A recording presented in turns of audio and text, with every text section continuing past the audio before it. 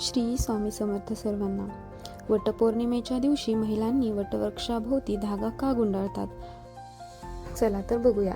धागा हे अटूट नात्याचे प्रतीक आहे। वटवृक्षाभोवती गुंडाळला जाणारा धागा हा केवळ कापसाचा दोरा नसतो, तो पती-पत्नीमधील प्रेम, विश्वास, निष्ठा आणि आयुष्यभर टिकणाऱ्या नात्याचे प्रतीक मानला जातो। धाग्याप्रमाणेच नातेसंबंधही मजबूत राहावेत ही त्यामागची भावना आहे। नंबर 2 आहे पतीच्या दीर्घायुष्यासाठी प्रार्थना।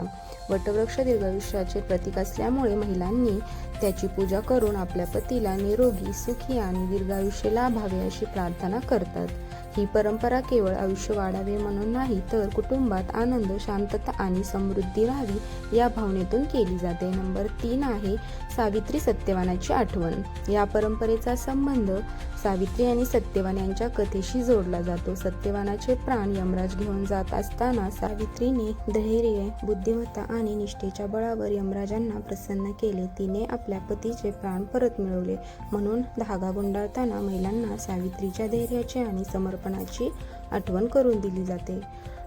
नंबर 4 आहे प्रदक्षिणेचे महत्त्व। धागा गुंडाळताना वटवृक्षाभोवती प्रदक्षिणा घातली जाते। प्रदक्षिणा म्हणजे आपल्या जीवनाचा केंद्रबिंदू ईश्वर आहे अशी श्रद्धा व्यक्त करण्याचा एक मार्ग। प्रत्येक प्रदक्षिणेसोबत सकारात्मक संकल्प, कुटुंबाचे सुख आणि चांगल्या आरोग्यासाठी प्रार्थना केली जाते।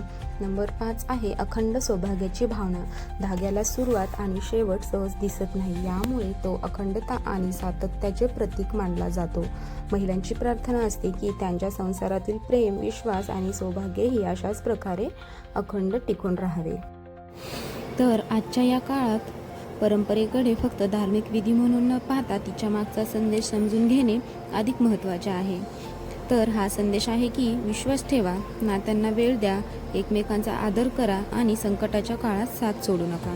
हीच सावित्री सत्यवानाच्या कथेतून मिळणारी खरी शिकवण आहे। म्हणून तुम्ही वटवृक्षाभोवती धागा गुंडाळाल तेव्हा फक्त एक विधी म्हणून नाही, तर प्रेम, विश्वास, समर्पण आणि कुटुंबातील एकतेचे प्रतीक म्हणून ही परंपरा जपा। तर तुमच्या घरी वटपौर्णिमेला किती प्रदक्षिणा घालण्याची परंपरा आहे आणि धागा किती वेळा गुंडाळतात हे कमेंट करून मला नक्की सांगा। अशाच धार्मिक, माहितीपूर्ण आणि मराठी संस्कृतीविषयीच्या व्हिडिओसाठी शीतल कदम या चॅनलला सबस्क्राईब करायला विसरू नका। चला तर मग भेटूया अशाच एका नवीन व्हिडिओमध्ये। तोपर्यंत श्री स्वामी समर्थ।